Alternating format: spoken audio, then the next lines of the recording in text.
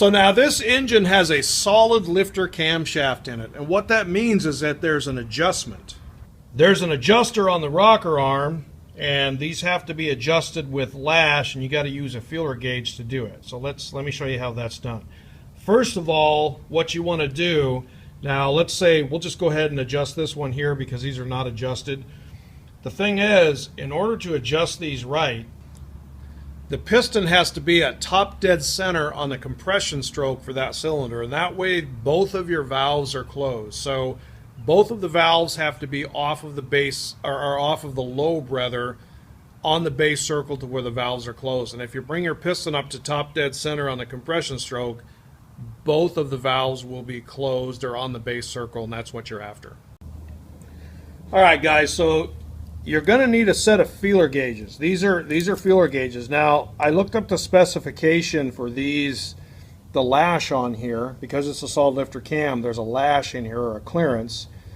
It's 12 on the intake and 18 on the exhaust. So what you want to do is you want to take your feeler gauges and find your 12 thousandths gauge and your 18 thousandths. So there's my 12, and then we'll go up to 18, and we'll get both of those, and we're in business. So there's 12 and 18 here. So I got my 12, I got my 18, and I'm going to use that to adjust these. Now, before you do that, you can see that right here, this valve is open. That's not going to fly.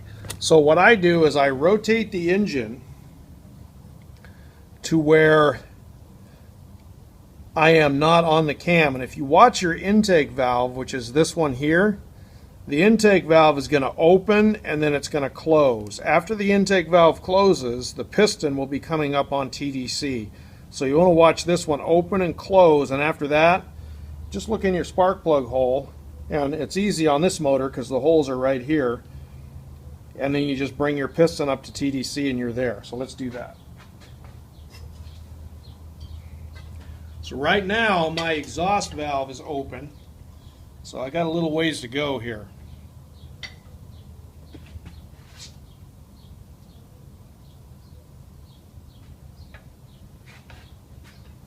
So there's my exhaust valve. It's opening all the way, and it's going to close. Now when I get up toward the end of the exhaust stroke here, you're going to notice that the intake is going to start to open.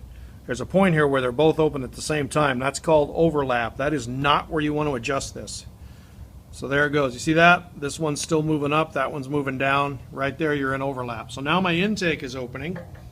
The piston's traveling down in the cylinder, drawing air and fuel in. Then my intake valve is going to close. You'll see it start to close. There it goes. Once my intake valve closes, now my piston is on its way up, and I am compressing the mixture in that cylinder. Okay, so my piston's on its way up right now.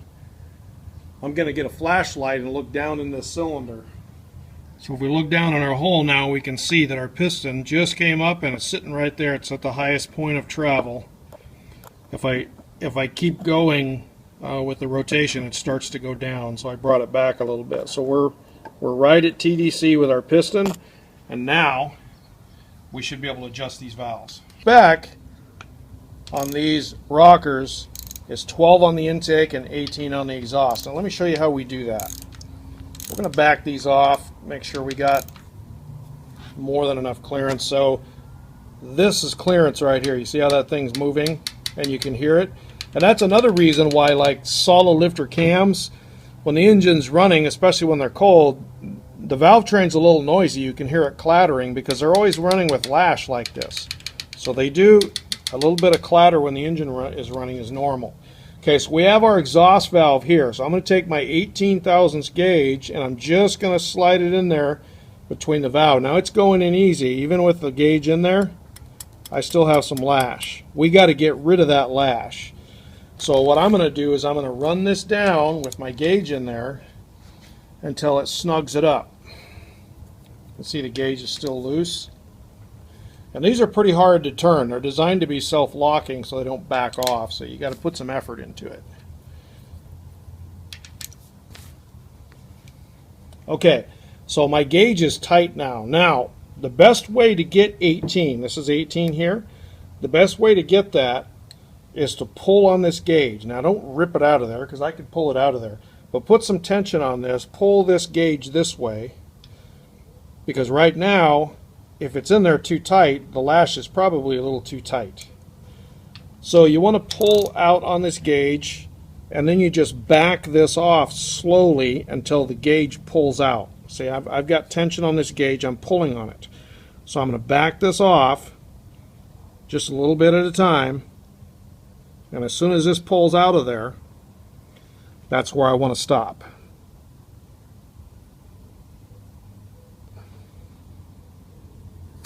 There it goes. Okay, so now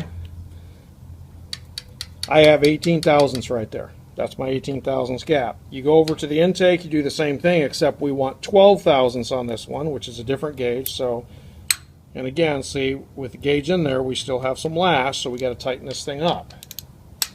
So we'll run this in until this gauge gets tight. Okay, my gauge is tight in there. Now I'm going to put tension on it again. I'm going to pull toward me, and I'm going to back this rocker off until that 12 thousandths just slides out of there.